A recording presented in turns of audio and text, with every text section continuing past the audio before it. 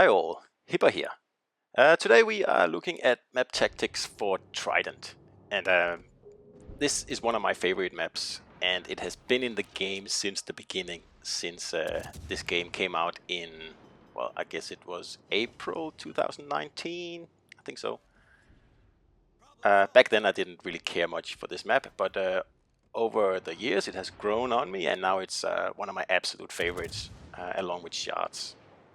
And one reason this map is one of my favorites is that agile cruisers tend to do really well on this map here. It's a very good flanking map, and that's one of the things that agile cruisers do extremely well. So I'll just add my usual disclaimer here that these tactics videos here, of course, is just one way of doing something that can be done like literally in a million different ways. And what I choose to show in these videos is what works for me most of the time. Of course, not always, but this is, if I can get away with it, this is the strategy I employ when I start on this map. So for me, it works really well. And of course, like I said, there are other players out there with other approaches, and of course, that's perfectly fine with me. This is just one option.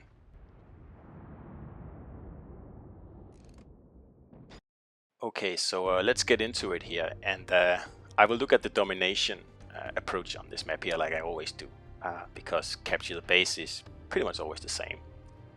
So on this map you have three caps, A, B and C of course, and what usually works for me or for my team when it plays out is to approach this map by taking C first, then B and then A.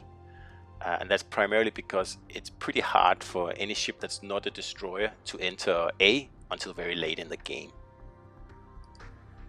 Another thing I forgot to mention is that like these tactics here are really only for the first few minutes of the game, because after that the games just become too fluid and it's impossible to give any sort of advice on how to approach it.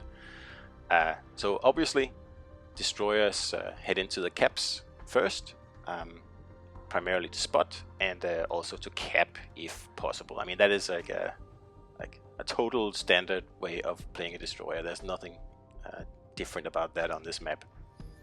And if you're in a DPM cruiser or agile cruiser, I tend to go wide of the cap and then support the destroyer on the way in, like the arrows here indicate.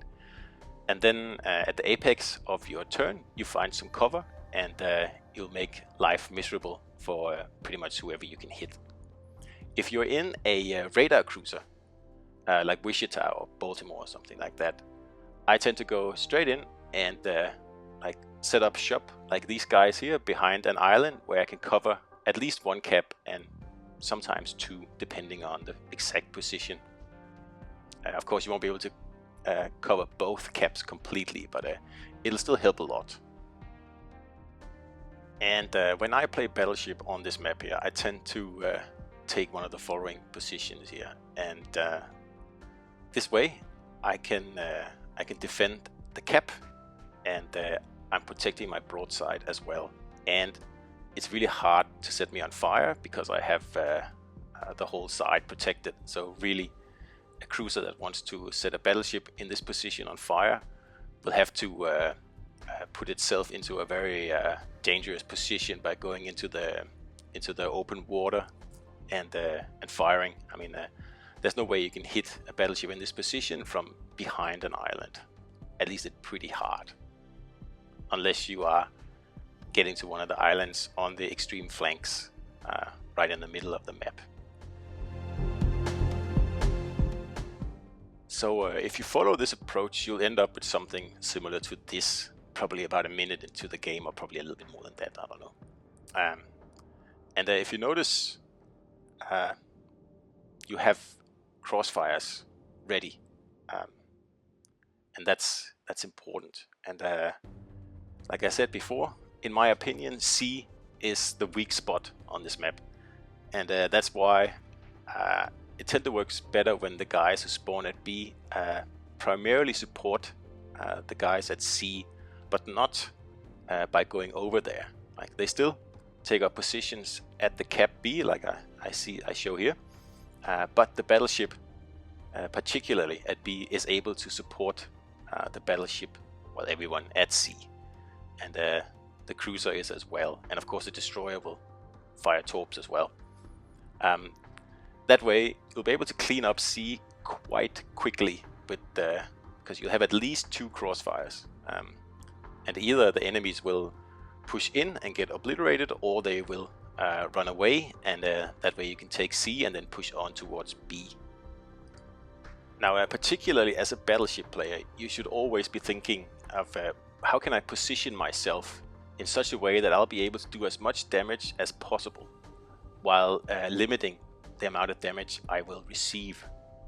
And on this map, the starting, like the initial positions like this, makes it very, very hard to citadel battleships from the other side of the map.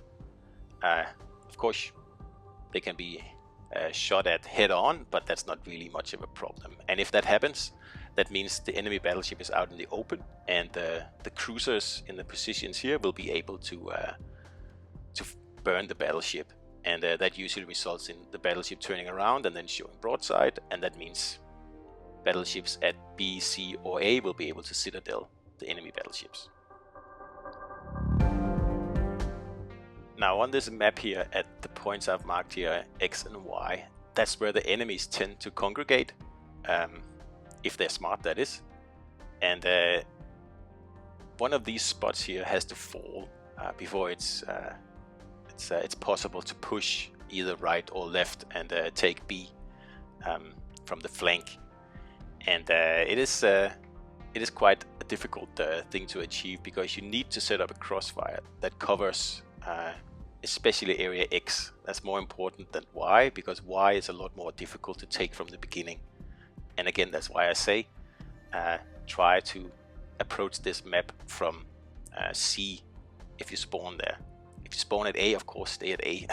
I'm not saying to sail across the map. And of course, if the guys who spawn at C, they retreat, then you will have to throw this whole tactic plan here out the window. So like I said, destroyers move in first, and of course fire torps in at the approaching enemies, and try to hit the areas X and Y, or overlap them with torpedoes like I showed before.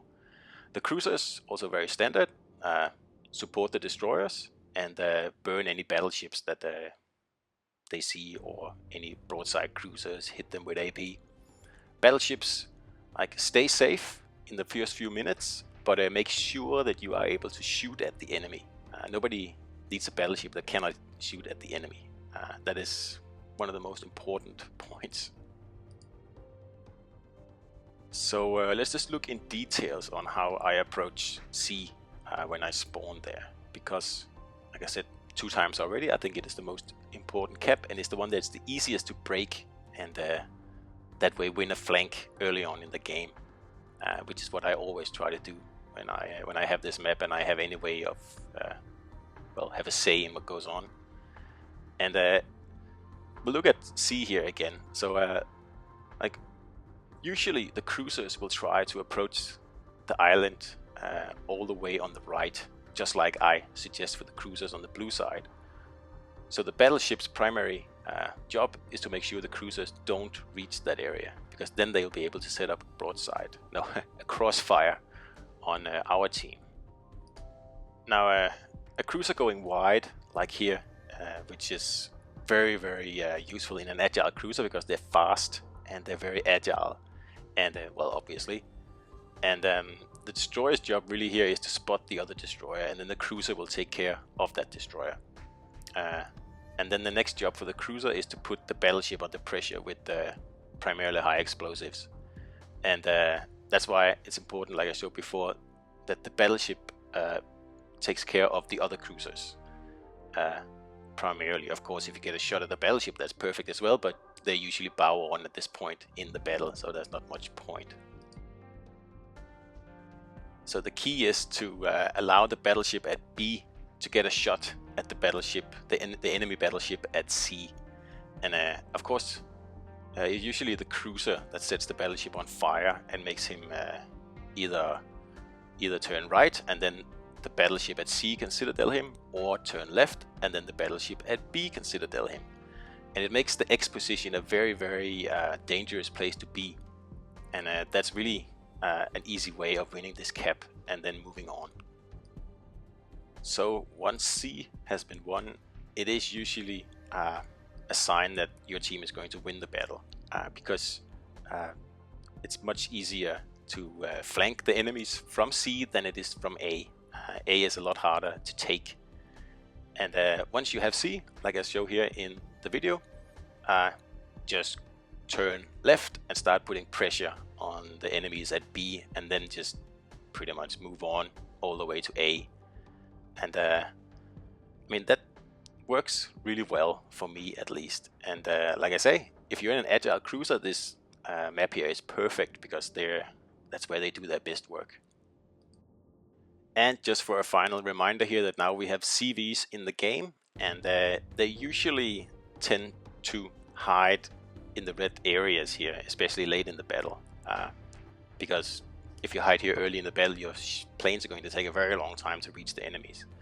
But as the ships fall and things are looking worse and worse for the enemy team, that's where the carriers tend to run to. So if you can't find them, it's a good bet to go there. So just to put this whole video here into perspective, I've picked this battle here. It's not perfect, because I'm actually in the position where the battleship should be. But as you can see, the cruiser at B is covering C, and the battleship happened to be at C and bow on, and that's okay, in my opinion. It doesn't really matter. The most important thing is that we are able to set up crossfires, and this battleship out here is caught in quite an unpleasant situation, and we really just need to burn that thing down, and then we'll be able to move on towards B. And the destroyer is a little bit optimistic here, trying to take on 2 cruisers over there on the right. So of course that rarely happens. Usually the destroyer actually goes into C, but don't know what that guy was onto. Well, you can see here when the enemies have been removed from C, this cap is ready for the taking. And the good thing is that from C you are able to hit the broadside at the ships at B, which if you take A you can't do, because there's a big fat island in the way. But here at C, between C and B, there's only 2 small islands, and although they're annoying, you are still able to punish the enemy team at B, which I'll show in a minute here. As you can see now, the C cap is safe. There's still a destroyer around, but he's so out of position that it doesn't really matter much. And everyone here now starts to push, which is exactly what should happen. And I'm solo in this game. These are just random people, but they play this battle here extremely well. And of course that's why I chose to show it. So we're all helping capping here. We just gotta get cap out of the way, so we can move around the corner here as quickly as possible and take on the guys at B. Because that really is how you win this game. Get a flank, or at least how you win it the easiest way, is to win a flank and then push in towards the side of the enemy team, which is exactly what we're going to do here in a few minutes. And that strategy works on pretty much any map in the game, because that's what the game is about. This game is really, really simple in its core. It's all about hitting other people's citadel and protecting your own. And the best way to do that, well, is to set up crossfires, which we have now.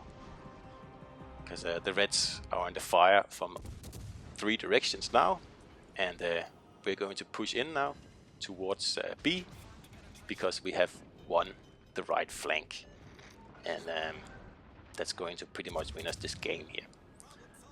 So I just wanted to show what I actually mean when I'm talking about it. I'm not going to show the whole battle, because this is a battle I have already featured. But I hope it makes a little bit more sense now. And do remember, this is not a guarantee for 100% victory rate here. Like, this is the approach that I use, that I have pretty much refined over the last 2 years, and I think works the best if you're solo. And of course, if you spawn at A and B, then your influence on this tactic is pretty limited, but that's just the way it is in this game here. So I hope you enjoyed this video, and any comments or questions, let me know, and I'll see you out there.